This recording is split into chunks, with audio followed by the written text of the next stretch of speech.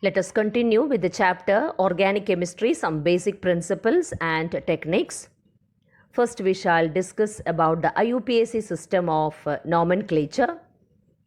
A systematic name of the organic compound is derived by identifying the parent hydrocarbon chain and the functional group or the functional groups attached to the chain. For example, consider CH3, CHCH3, CH2, CHBr, CHOH, CH3. OH and Br are the functional groups present. Then CH3 is taken as branch, and the longest parent hydrocarbon chain is with 6 carbon atoms. Now consider the formula given, that is, consider the example given A, CH3, CH3, CH2, CH3. The longest hydrocarbon chain is with 4 carbon atoms, and methyl group is attached to the second carbon. So the name of the compound is 2-methyl butane. Now consider the next example given, CH3CH, CH2, CH3, CH2, CH, CH3, CH3. Here again we have to identify the parent hydrocarbon chain, and that chain should have maximum number of carbon atoms. So we may get a hydrocarbon chain with 5 carbon atoms, and then if we have a closer look, we can get a hydrocarbon chain or the parent chain with 6 carbon atoms. So the parent hydrocarbon chain should be the one with maximum number of carbon atoms. Thus, in the second case, that is B, we get the longest parent hydrocarbon chain with the 6 carbon atoms. And when we number the 6 carbon atoms present in the parent chain, we will be able to find that a methyl group is attached to the second carbon and another methyl group is attached to the fourth carbon of the longest chain. So the IUPAC name of the compound is 2,4-dimethyl hexane. Let us now try to write the IUPAC name of the compound given here. First step is to identify the longest hydrocarbon chain with the maximum number of carbon atoms.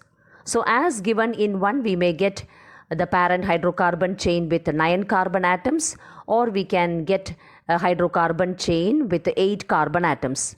But we should take the first one because it is the one with the maximum number of carbon atoms, that is with 9 carbon atoms. So the parent hydrocarbon is with 9 carbon atoms, and we find that an ethyl group is attached to the 6th carbon and methyl group is attached to the 2nd carbon. Therefore, the IUPAC name of the compound is 6-ethyl 2-methyl nonane. Ethyl is written first because in the alphabetical order, ethyl comes before methyl. So that is why the IUPAC name of the compound is written as 6-ethyl 2-methyl nonane. If there happens to be 2 chains of equal size, then that chain is to be selected which contains more number of side chains. After selection of the chain, numbering is to be done from the end closer to the substituent.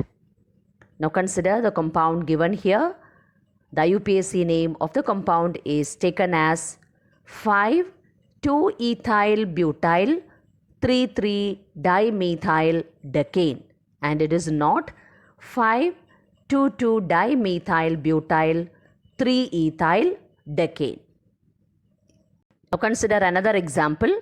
The IUPAC name of the compound is written as 5-secondary butyl 4-isopropyl decane. The first step is to identify the longest hydrocarbon chain. So in this case, the longest hydrocarbon chain is with 10 carbon atoms, and hence it is named as decane. Secondary butyl group is attached to the 5th carbon and isopropyl group is attached to the 4th carbon atom. So the name of the compound is written as 5-secondary butyl 4-isopropyl decane. Now consider the next example. Here in this case, the IUPAC name of the compound will be 5,2,2-dimethyl propyl nonane. The longest hydrocarbon chain is with 9 carbon atoms, so it is named as nonane. And A substituent is attached to the fifth carbon and the substituent is 2,2-dimethyl propyl. So the IUPAC name of the compound is 5,2,2-dimethyl propyl nonane.